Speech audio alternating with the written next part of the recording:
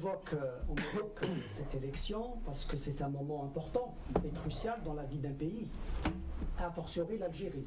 A fortiori l'Algérie qui est dans une impasse politique et elle est déjà dans des complications économiques inextricables. Donc elle est déjà dans une situation difficile, ce qui rend ce rendez-vous électoral d'autant plus important. S'agissant de l'éventuelle candidature, parce qu'effectivement, je parle d'éventuelle candidature de Abdelaziz Bouteflika, je dirais qu'au triple plan, politique, moral et juridique, il n'est pas qualifié pour être candidat à cette élection. Pourquoi ? Sur le plan juridique, d'abord, ça serait un 5e mandat, ça serait un 1er mandat, qu'est-ce que ça serait ? Il a modifié lui-même a modifié par voie parlementaire la Constitution pour supprimer le verrou des 2 mandats qui étaient présents dans la Constitution de ce qu'on appelle comme ça communément de Yamin Zarouani. C'était lui qui avait mis les 2 mandats. C'est vous, M. Zarlani, qui avait accompagné, si je ne m'abuse, si je ne fais pas erreur, M. Yamin Zarouani sur le côté juridique, non ? Pas sur ce dossier-là, principalement, mais sur d'autres, oui, effectivement. Et donc, il a modifié par voie parlementaire ce point relatif au mandat.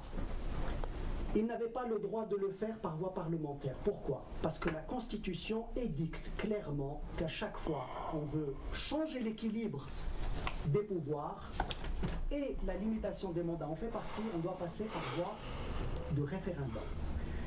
Ensuite, une fois qu'il s'est octroyé le 3e et 4e mandat, il est revenu sur la Constitution, toujours par voie parlementaire, pour limiter à 2 mandats. Comment peut-il, sur le plan moral maintenant, lui, nous dire maintenant qu'il souhaiterait un autre mandat, un 5e mandat. Donc moralement, il serait en contradiction avec lui-même. Politiquement, il n'est pas qualifié pour, parce qu'il nous laisse une situation catastrophique. Plus on parle maintenant, on parlait de 1000 milliards de dollars de dépensés. Les experts, dont fait partie d'ailleurs M. Farhat Aïtali, il pourra peut-être l'évoquer, parlent désormais de 1500 milliards de dollars de dépensés. Qu'avons-nous fait avec ça ? Quelles sont les réalisations ? Sur quel bilan peut-il prétendre se présenter à un autre mandat ? La situation politique, nous sommes dans une impasse. Regardez ce qu'il se passe dans le pays. C'est une impasse absolue. L'opposition est complètement divisée. Elle n'a pas le droit de citer. Des journalistes et des blogueurs sont emprisonnés parce qu'ils osent exprimer une opinion libre. Des gens... Même un journaliste est mort en prison, je le rappelle. Tamal est mort en prison, par exemple. Et ça, c'est durant les 4 mandats de Abdelaziz Bouteflika. Il est comptable. Il peut essayer de s'évader, mais il est comptable. Président de la République, tu es comptable de tout ce qui se passe dans le pays parce que l'équilibre des pouvoirs dans le pays fait que la présidence de la République, elle est importante. Donc c'est lui qui a nommé les chefs de gouvernement, les ministres, pratiquement les chefs d'entreprise, les chefs de daïra, etc. Donc de toute façon, il est comptable, c'est son bilan, ce qui se passe dans ce pays. Et c'est pour ça que je dis, à ce triple plan, il n'est pas du tout qualifié pour se présenter à cette élection. Et maintenant, je pourrais rajouter le plan sécuritaire. On voit bien que l'armée nationale populaire, en tout cas l'état-major, semble être divisé sur cette situation.